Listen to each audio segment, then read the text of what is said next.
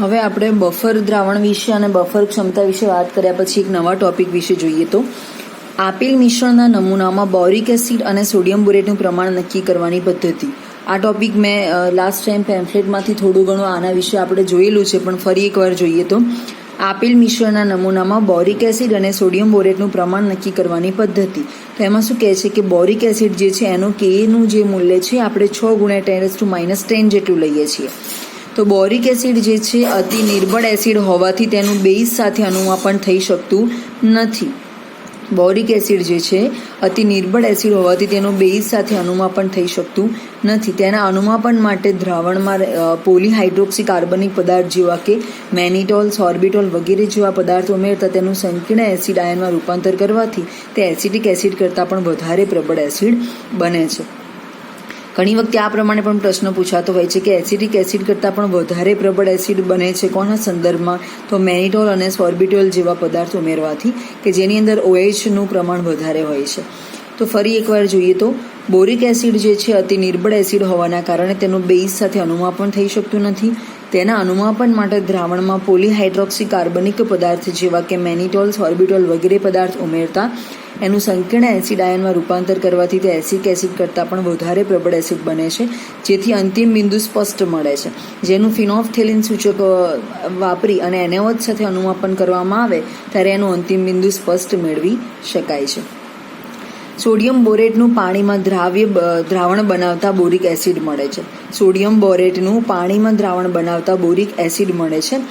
Sodium ટેટ્રાબોરેટ base હોવાથી તેનું methyl red અથવા તો મિથાઇલ ઓરેન્જ સૂચક વાપરી અને પ્રમાણિત HCl સાથે અનુમાપન કરવામાં આવે તો અનુમાપન સારી રીતે કરી શકાય છે. ફરી એકવાર જોઈએ તો કે સોડિયમ બોરેટનું પાણીમાં દ્રાવણ બનાવતા બોરિક એસિડ મળે છે. સોડિયમ ટેટ્રાબોરેટ બેઝ હોવાના કારણે મિથાઇલ રીડ અથવા મિથાઇલ ઓરેન્જ સૂચક વાપરી પ્રમાણિત HCl સાથે અનુમાપન કરવામાં આવે છે. તો એની અંદર આપણે જોયું તો Na2B4O7 + 2HCl + 5H2O gives 4H3BO3 boric acid મળે છે. આ રીતે અનુમાપન કરી અને બંનેના પ્રમાણ શોધવામાં આવે છે. સોડિયમ બોરેટની પાણી સાથે પ્રક્રિયા કરીને આ પ્રમાણે બોરિક એસિડ મેળવી શકાય છે. હવે શું કહે છે કે આપેલા મિશ્રણના નમૂનામાં NaHPO4 અને Na2H2PO4નું પ્રમાણ કેવી રીતે નક્કી કરી શકાય એ પણ વાત આપણે અગાઉ ચર્ચા કરી ચૂક્યા છીએ. 2 જુદા જુદા સૂચકો વાપરી ફોસ્ફેટ મિશ્રણનું અનુમાપન કરી શકાય છે.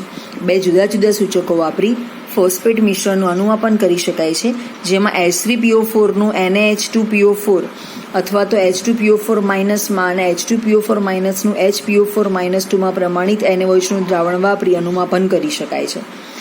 જેની અંદર H3HPO4નું NaH2PO4ના આલ્કલી સાથેના અનુમાપન માટે BCG સૂચક વાપરવામાં આવે છે, જ્યારે H2PO4- આયનનું HPO4-2માં અનુમાપન કરવા માટે ફિનોલ્ફથેલિન સૂચક વાપરવામાં આવે છે.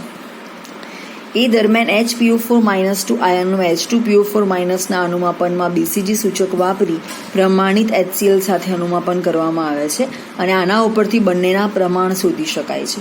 તો આ પ્રમાણે એમની અંદરનું પ્રમાણ નક્કી કરી શકાય છે.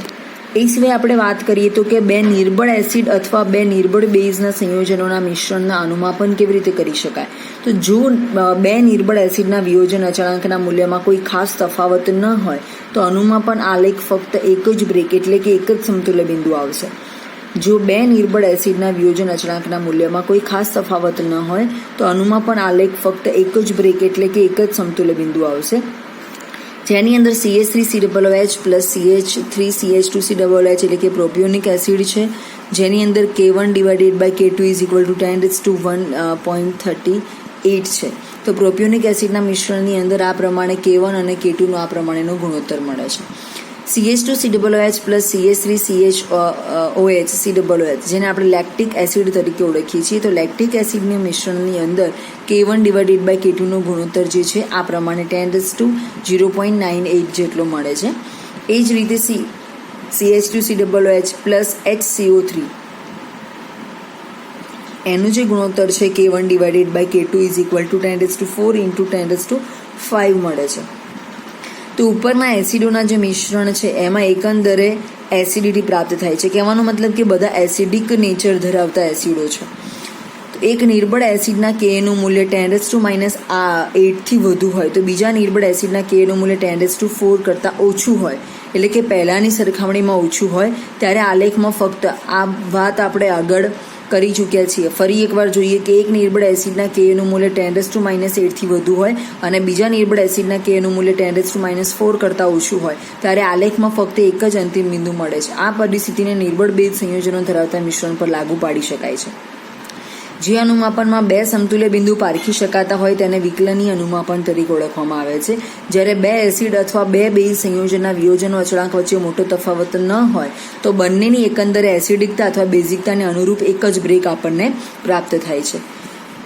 બે નિર્બળ એસિડ સંયોજનોમાંથી જે એસિડ વધુ પ્રબળ હોય એનું અનુમાપન શક્ય બને છે. ધારો કે CH3COOH HCO3- ધરાવતા મિશ્રણની અંદર NaOH વડે જ્યારે અનુમાપન કરવામાં આવે છે ત્યારે એસિટિક એસિડના પ્રમાણને અનુરૂપ આલેખમાં એક જ બ્રેક પ્રાપ્ત થાય છે, પરંતુ તેની ઊંચાઈ ખૂબ જ ઓછી હશે. અને HCO3- આયન એ ફક્ત નિર્બળ એસિડ જ નથી પરંતુ નિર્બળ બેઝ પણ છે, એટલે એનો બ્રેક પણ મળશે નહીં. અને HCO3- માટે K = 10⁻11 મળે છે. એટલા માટે બે નિર્બળ એસિડોની અંદર બે જુદા જુદા સૂચકો દ્વારા અનુમાપન કરવા માટે શક્યતમ અચળાંક Ka1/Ka2 >= 10⁴ જેટલો હોવો જોઈએ, તો જ એનું બ્રેક આપણને પ્રાપ્ત થાય છે. તો એના માટે અહીંયા આપણને pH વર્સિસ NaOHનું ગ્રાફિકલ સ્ટ્રક્ચર આપેલું છે. A, B અને C ત્રણેય પ્રકારના એસિડો અહીંયા આપણને આપેલા છે. CH3COOH સાથે પ્રોપિયોનિક એસિડનું મિશ્રણ છે, CH3COOH સાથે લેક્ટિક એસિડનું મિશ્રણ છે અને CH3COOH HCO3- જે બેઝિક ફોર્મ ધરાવે છે. તો આ પ્રકારના અલગ અલગ એની અંદર શક્યતા જોવા મળે છે. એ સિવાય હવે આપણે જોઈએ કે NaOHના આ પ્રશ્ન ઘણી વખતે ઓલ્ટરનેટિવ એક્ઝામમાં પૂછાયેલો છે. NaOHના પ્રમાણિત દ્રાવણના ઉપયોગમાં લેવાતી સાચવેતી અને NaOHની પ્રાથમિક માનક તરીકે યોગ્યતા તથા CO2નું અવશોષણ થાય તો NaOHની બેઝ તરીકેની જે પ્રબળતા પર પડતી અસર જે છે એ કેવી રીતે જોઈ શકાય છે. NaOHના પ્રમાણિત દ્રાવણના ઉપયોગમાં લેવાતી સાવચેતી અને NaOHની પ્રાથમિક માનક તરીકે યોગ્યતા તથા CO2નું અવશોષણ થાય તો NaOHની બેઝ તરીકેની પ્રબળતા પર પડતી અસર કેવી રીતે જોઈ શકાય છે. તો NaOHનું પ્રમાણિત દ્રાવણ હવામાં CO2નું શોષણ કરી Na2CO3 અશુદ્ધિ રૂપે ઉત્પન્ન કરે છે. NaOHનું જે પ્રમાણિત દ્રાવણ છે હવામાં CO2નું શોષણ કરી અને Na2CO3 બને છે. આ દ્રાવણને પ્લાસ્ટિકની બોટલમાં રાખવું જોઈએ. NaOH અને CO2 સાથે સંયોજાઈ Na2CO3 બનાવે છે, એની સાંદ્રતા પર અસર થાય છે. એના જ વસ્તુ છે, ત્રણેયની અંદર એક જ કોન્સેપ્ટ સમજાવ્યો છે. NaOH + CO2 gives Na2CO3 + H2O. CO2ના અવશોષણને કારણે NaOHની મોલારિટી પ્રબળ તેમજ એસિડ માટે જુદી પડે છે. એટલે કે NaOHમાં Na2CO3ની અશુદ્ધિ હોય તો નિર્બળ એસિડ સાથે અનુમાપનમાં Na2CO3 એસિડ સાથે સંયોજાઈ અને બફર દ્રાવણ ઉત્પન્ન કરે છે, પરંતુ એની અંદર અંતિમ બિંદુ સ્પષ્ટ રીતે પારખી શકાતું નથી. હવે જ્યારે સોલિડ ફોર્મમાં NaOH લીધેલો હોય અને એનું દ્રાવણ હવામાંના CO2 સાથે શોષણ કરી અને Na2CO3 બનાવે તો NaOHમાં Na2CO3ની અશુદ્ધિ હોવાના કારણે પ્રાથમિક માનક તરીકે એનો ઉપયોગ કરી શકાતો નથી, કારણ કે NaOHની સાંદ્રતામાં ફેરફાર થાય છે. એસિડિક કદની અંદર વપરાતા સૂચક જેવા કે મિથાઇલ રેડ અથવા મિથાઇલ ઓરેન્જની હાજરીમાં CO3- આયન ધરાવતા NaOHના દ્રાવણનો અનુમાપનમાં ઉપયોગ કર્યો હોય ત્યારે એક CO3- આયન અનુમાપક HClના 2H+ આયન સાથે પ્રક્રિયા કરી H2CO3 બનાવે છે. તો એ દરમિયાન આ રીતે Na2CO3 + 2H+ gives H2CO3 બને છે. આથી કોઈ નિર્ણાયક ક્ષતિ આવશે નહીં, પરંતુ જે અનુમાપનમાં આલ્કેલાઇન હદમાં અસરકારક સૂચકો વપરાતા હોય તેવા નિર્બળ એસિડ અનુમાપનમાં ઉપરની અશુદ્ધિરૂપ NaOHનો અનુમાપક તરીકે ઉપયોગ કરતા CO3- આયનનું ફક્ત HCO3- સુધીનું અનુમાપન થશે. આના પરિણામે NaOHના દ્રાવણની અસરકારક મોલારિટીમાં ઘટાડો થશે અને નિર્ણાયક શક્તિ આવવામાં સંભવ રહેશે. આથી CO2ના અવશોષણને લીધે NaOHની મોલારિટી પ્રબળ એસિડ અને નિર્બળ એસિડ માટે જુદી જુદી જોવા મળે છે. એનાથી ઉલટું કે HP સૂચક વાપરી અને NaOHનું પ્રમાણિતકરણ કરી જે મોલારિટી આવે છે તેનો જ્યારે આપણે અશુદ્ધિ રૂપે NaOHનો એનાલાઇટના પૃથ્થકરણની અંદર મિથાઇલ ઓરેન્જ સૂચક વાપરી અને એનો ઉપયોગ કરીએ તો એની મોલારિટીમાં વધારો જોવા મળે છે. એ જ રીતે એસિડ બેઝ અનુમાપનમાં કેવા પ્રકારની ક્ષતિ ઉદ્ભવે છે એ વિશે જોઈએ તો અનુમાપક તરીકે વપરાતું જે દ્રાવણ છે એ જો પ્રમાણિત ન હોય, જે આપણે અત્યાર સુધી FI થી કરતા આવ્યા છીએ, 11-12માં પણ આ પ્રકારના એસિડ બેઝ ટાઇટ્રેશન આપણે કર્યા છે, અનુમાપક તરીકે વપરાતું જે દ્રાવણ છે એ પ્રમાણિત ન હોય ત્યારે અથવા પ્રમાણિતકરણ ભૂલ કરી હોય એ દરમિયાન ક્ષતિ ઉદ્ભવે છે. અનુમાપનમાં યોગ્ય સૂચક પસંદ ન થયો હોય તો ક્ષતિ ઉદ્ભવે છે. સૂચકનો રંગ પરિવર્તન સ્પષ્ટ ન હોય ત્યારે સૂચક ક્ષતિ ઉદ્ભવે છે. દ્રાવણમાં બે પ્રક્રિયકો અથવા તો પદાર્થો વચ્ચે પ્રક્રિયાની સ્પર્ધા થતી હોય એ દરમિયાન ક્ષતિ ઉદ્ભવી શકે છે. ધારો કે H++OH- gives H2 બને છે, તો એની અંદર H++ ઇન્ડિકેટર તો આ પ્રકારે એનું એક સંયોજન આપણને જોવા મળે છે. એ સિવાય પ્રયોગ પદ્ધતિની અંદર કોઈ ચોક્કસ ભૂલ થયેલી હોય, પ્રયોગ પદ્ધતિ ભૂલ કરેલી હોય અથવા તો આડ પ્રક્રિયા થતી હોય, અનુમાપક અથવા તો નમૂનામાં અશુદ્ધિ હોવાના કારણે ધારો કે તમે NaOH અને HClના ટાઇટ્રેશન કરો છો તો એની અંદર તમે જે NaOHનો જે દ્રાવક લીધેલું છે એ રીતે HClનો કોઈ પદાર્થ લીધેલો હોય એની અંદર અશુદ્ધિ હોય, દ્રાવણમાં રહેલા આયનો સૂચકને નિષ્ક્રિય બનાવે છે, એટલા માટે સૂચક સાથે સંકીર્ણ આયન બનાવે એ દરમિયાન આવી શક્યતા છે. બે પ્રક્રિયકો વચ્ચે સમતુલ્ય બિંદુએ રાસાયણિક પ્રક્રિયા પૂર્ણ થતી ન હોય એ દરમિયાન આ પ્રકારની ક્ષતિ ઉદ્ભવી શકે છે. એ સિવાય એસિડ બેઝ અનુમાપન અને રેડોક્સ અનુમાપનની સરખામણી કેવી રીતે કરી શકાય?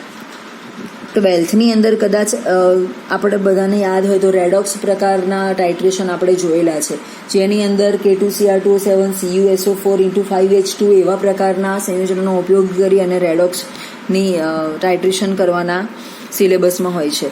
રેડોક્સ અનુમાપનમાં પ્રક્રિયા દરમિયાન એક અથવા વધુ ઇલેક્ટ્રોનની ફેરબદલી થાય છે, જ્યારે એસિડ બેઝ અનુમાપનમાં H+ આયન પ્રક્રિયામાં ભાગ લે છે તો એ જ પ્રમાણે પ્રોટોનની ફેરબદલી જોવા મળે છે. એસિડ બેઝ અનુમાપનની માફક રેડોક્સ અનુમાપનમાં લેવલિંગ અસર જોવા મળતી નથી. રેડોક્સ પ્રક્રિયામાં વપરાતો દરેક પ્રક્રિયક સક્રિય હોય છે અને દ્રાવકના માધ્યમની જરૂર પડતી નથી. તો એની અંદર એવો કોઈ દ્રાવક ઉમેરવો પડતો નથી કે જે પ્રક્રિયામાં ભાગ ન લે પરંતુ પ્રક્રિયાની સક્રિયતામાં વધારો કરે. સમતુલ્ય બિંદુ પાસે પ્રક્રિયાના પોટેન્શિયલમાં અને બને ત્યાં સુધી રેડોક્સ પ્રક્રિયામાં સૂચક પણ ઉમેરવાની જરૂર પડતી નથી. એનું રીઝન છે કે જે બ્યુરેટ પીપેટમાં તમે જે દ્રાવક તરીકે લો છો, જેનું અનુમાપન કરવાનું છે, પોતે જ સ્વયંસૂચક તરીકે કાર્ય કરે છે. ધારો કે KMnO4ના અમુક પ્રેક્ટિકલ આવે છે કે જેની અંદર KMnO4 જે છે એ સ્વયંસૂચક તરીકે કાર્ય કરે છે. સમતુલ્ય બિંદુ પાસે પ્રક્રિયાના પોટેન્શિયલમાં ઘટાડો કરી અનુમાપનને યોગ્ય સૂચકને લાયક બનાવવા શક્ય છે. આ માટે F- અથવા PO4- જેવા આયનો સાથે નિપજની પ્રક્રિયા કરી સંકીર્ણ બનાવવામાં આવે છે. રેડોક્સ સૂચકો અલ્પ પ્રમાણમાં હોય છે તેમજ પ્રક્રિયક સ્વયંસૂચક તરીકે કાર્ય કરે છે, જે અગાઉ મેં તમને વાત કરી. રેડોક્સ અનુમાપનમાં મંદતાની કોઈ અસર થતી નથી. તદુપરાંત સમતુલ્ય બિંદુ નજીકના ભાગ સિવાય અન્ય ભાગમાં પોટેન્શિયલનો ફેરફાર નજીવો હોવાથી આલેખ મોટાભાગે સપાટ હોય છે. તટસ્થીકરણ અનુમાપન પદ્ધતિમાં પ્રબળ તથા નિર્બળ એસિડ કે બેઝમાંથી કયો એસિડ અથવા કયા બેઝનો ઉપયોગ કર્યો છે એનો ઉલ્લેખ કરવો બિનજરૂરી બને છે, જ્યારે રેડોક્સ અનુમાપનમાં એક ઓક્સિડાઇઝિંગ અથવા તો એક રિડ્યુસિંગ એજન્ટ વાપરી શકાય નહીં. બંને કોમન એમાં કાર્ય કરે છે. રેડોક્સ પ્રક્રિયાનો દર ધીમો હોય છે અને ઘણીવાર સમતુલ્ય બિંદુએ પણ પ્રક્રિયા પૂર્ણ થતી નથી. તો એસિડ બેઝ અનુમાપન અને રેડોક્સ અનુમાપનની અંદર આટલા ડિફરન્ટ હોય છે. આપણે શરૂઆતમાં એસિડ બેઝ અનુમાપનો વિશે પણ કાર્ય કર્યું છે, જેમાં નોર્મલ HCl, NaOH, ફેનોલ્ફથેલિનના ઉપયોગ કરી અને ટાઇટ્રેશન કરવાના આવે છે. એ સિવાય રેડોક્સ અનુમાપનો વિશે પણ આપણે ઘણી વખતે કાર્ય કરેલું છે, જેની અંદર સ્વયંસૂચક તરીકે કાર્ય કરતા સોલ્વન્ટ લેવામાં આવતા હોય છે.